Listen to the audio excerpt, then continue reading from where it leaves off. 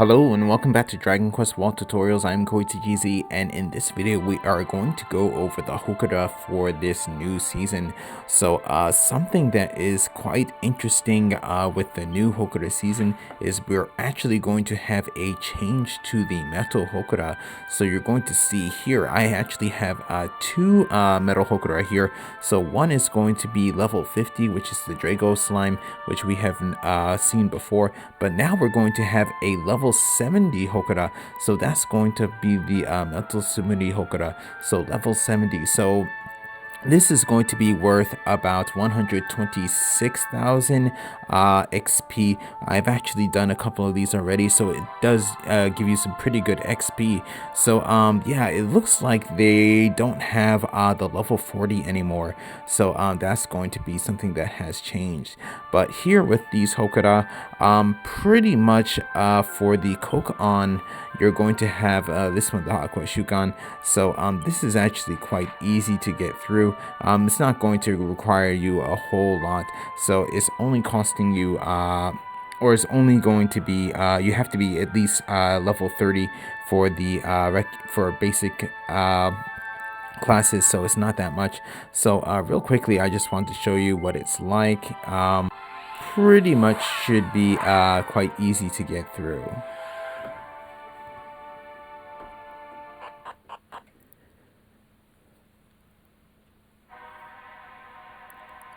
Okay, just gonna go in on auto battle.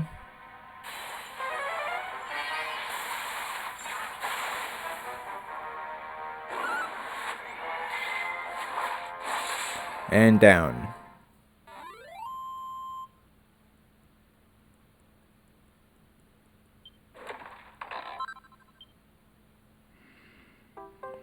And the Aqua Shukan is a blue soul, and here I got a D. Okay, and then next what I want to do is go over the Dragon Gaia Hokora real quick. So this originally was a elite enemy about 2 years ago or so.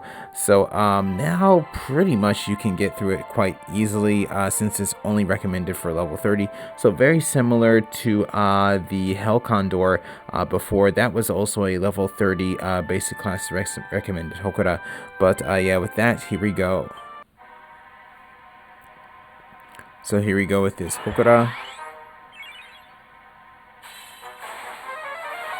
Here we have a spell crit, targeted just one. Did not take it down though.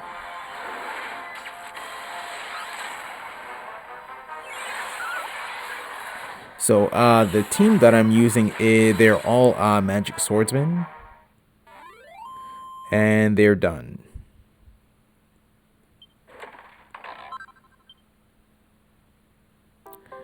And Dragon Gaia is a red soul. Here I got a D. Okay, so now we're back with the Hokora here again. So here we're going to also have the Scarab King. So this is actually a revisiting Hokora from the past. So I've actually have made videos on this before, so you can take a look in these cards up here at top. But here you're going to actually have it be level 65 for advanced classes. It's going to be it's going to be slightly resistant to weapon damage and have more, be more susceptible to physical technique, spells, and also breath damage. So with this particular team that I have on, I should be able to get through this. So here I'm going to try this out.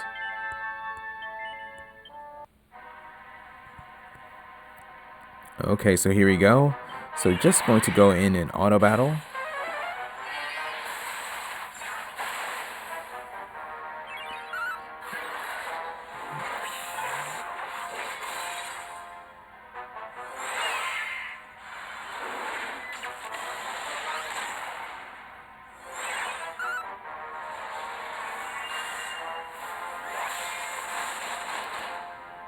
Right now, so far so good. In terms of the mechanics of this particular battle, I completely forgot what it's like. But you're getting a glimpse at how the magic Swordsman actually functions, but I will be going over that class in a separate video.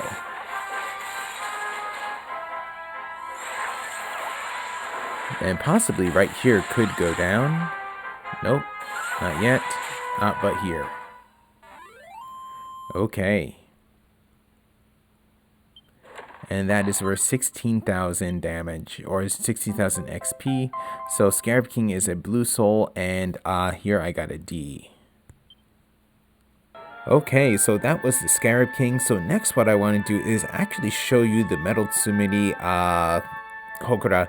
So this one is going to be pretty much just like your Dragon Metal Hokora. So I'm going to actually, in this case, it's going to have 2 Metal Hoimin and then 2 Metal Tsumuri. So again, this is going to be recommended for level 70 advanced classes. So here we go. Okay, so here, since I do have the Metal King sword on, I'm pretty much going to go first. So let's see what happens here. Okay, down.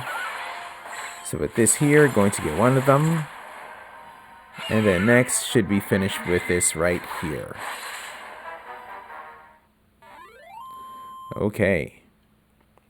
So like I mentioned before, this gives you 126,000 XP, 1,132 gold.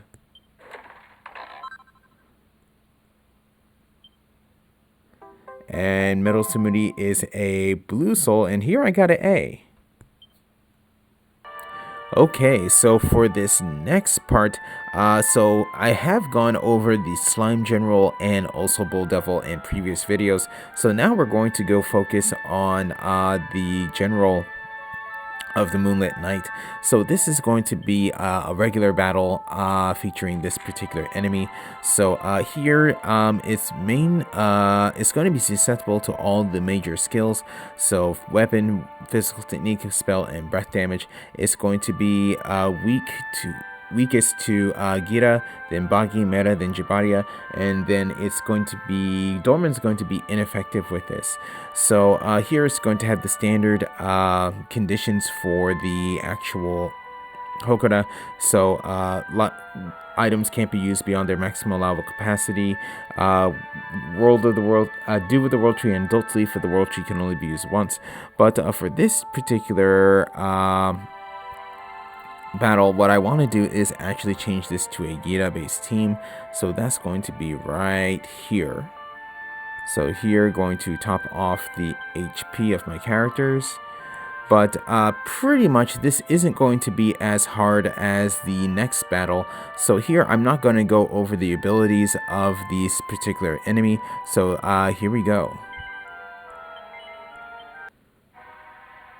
Okay, so here we go with this battle. So here I'm just going to go in an auto battle.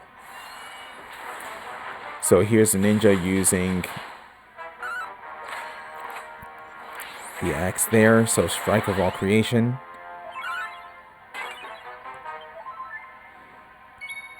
So here with my Archmage, going to use Girgrave with a Hell Mirror. So with this, the amount of damage that's being done here is actually not a whole lot. So pretty much just auto battling with this particular team that I have on is actually going to be enough.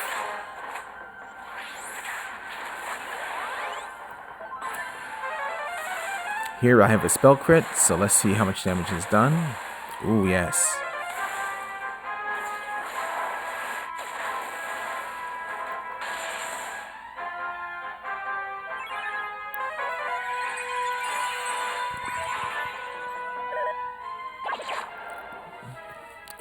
So that's also one thing that should be mentioned. Curse attack is going to be a the status effect that's going to be used quite often in this particular Hokora. Ooh, wow, he guarded that.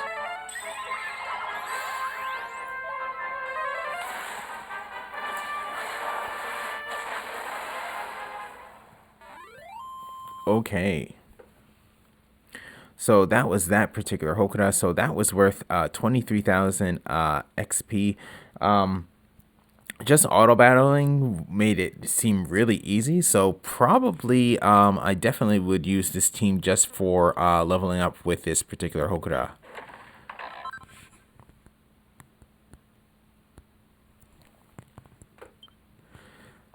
So the general's soul is going to be red, and here I got a B. Okay, so you saw me using this particular team against the General of the Moonlit Knight.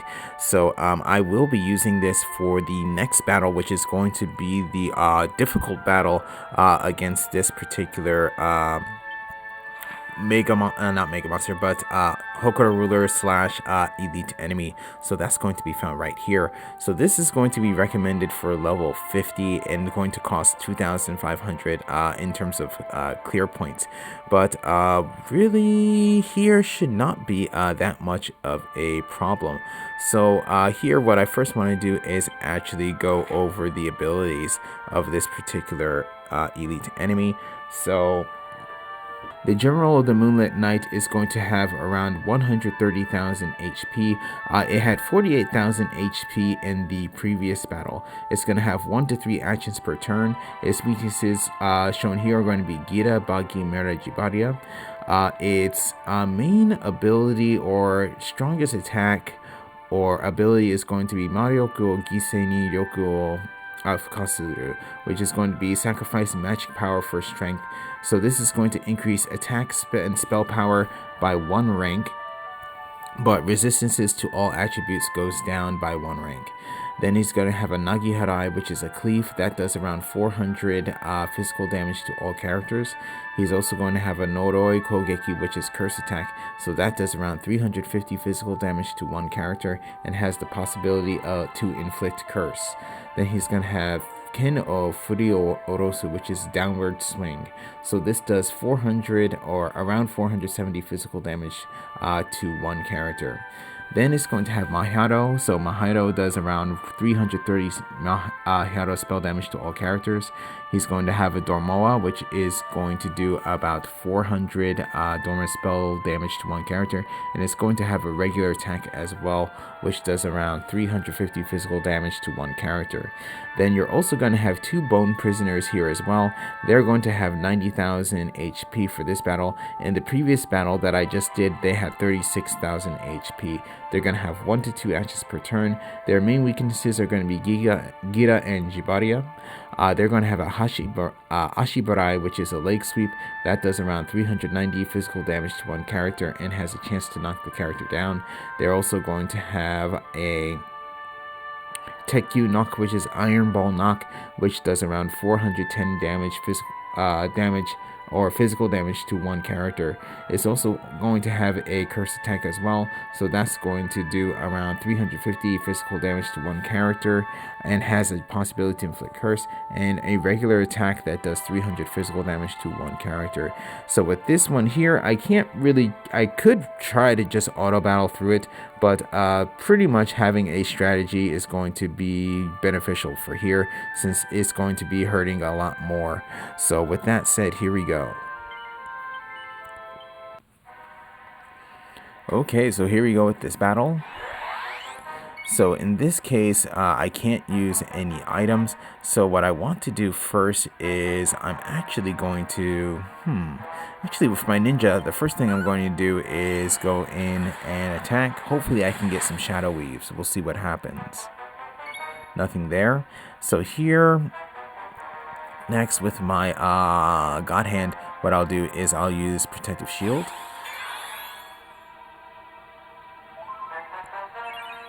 With my High Priest here, I will use Protective Shield. And then same here with my Archmage. Actually, with my Archmage, yes, so what I'll do with my Archmage, actually what I'll do is I'm going to use Magical Awakening. Gonna be a bit risky here. So that was Curse Attack, but I did not get cursed. There goes Ashibarai, so it did not knock me down since I do have a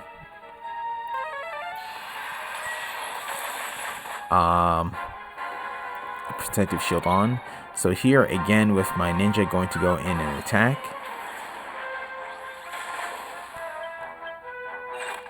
There, got one force break, shadow weave. Then here what I'll do is I will actually use, let's see, going to use Stemmy.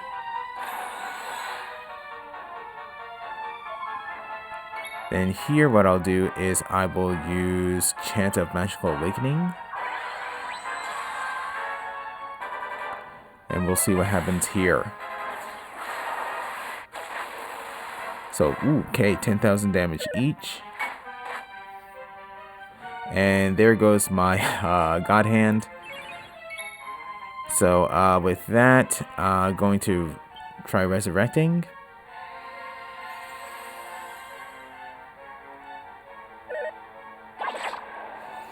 And there goes Curse on my ninja. Regular attack on my armament, on my archmage. So here, going to go attack again. And good, got it on the general. So then here again, I actually now have to rebuff. So going to use protective shield. So here, going to go and attack. Here's a spell crit. So 20,000 damage. And also a follow-up Gigadane. And then here, okay, good. So there I got a nice boost to my character's defenses. So here, again, going to go and attack with my ninja. There, got another shadow weave. So here, going to again use Stemmy. Here, what I'll do is again going to heal up. Hopefully, I can get a Saint Echo. No Saint Echo there, but here, going to go and attack. And here, got a Echo. Okay, nice guard there. Okay, so there goes the cleave. And another cleave which actually missed most of my characters. And then, okay, good. That was a nice God guard. So here, again, going to go and attack. Hopefully I can get shadow weaves again. Yes, okay, good. So now here what I'm going to do is I'm actually going to use a focused attack on my, on the general. So that's going to be right here. So this is going to be Raging Flame Flash Fist. So 14,000 damage. So that actually does very good damage right there. So here going to go in and attack with Gyaraglade.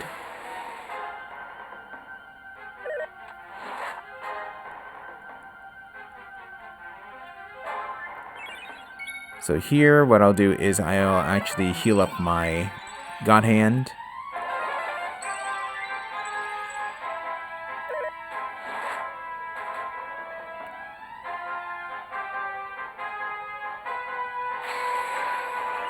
Okay, so here I did get a God Chain, so I'm going to resurrect, or I'm going to attack the general, so 25,000 damage. So, and then here with the Archmage attack. So hopefully the Bone Knights do go down. One went down. And also the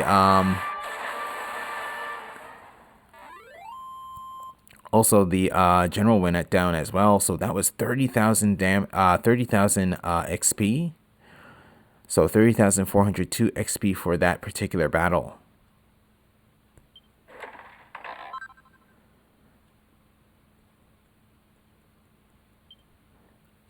Again, this general is going to have a red soul, and here again I got a B.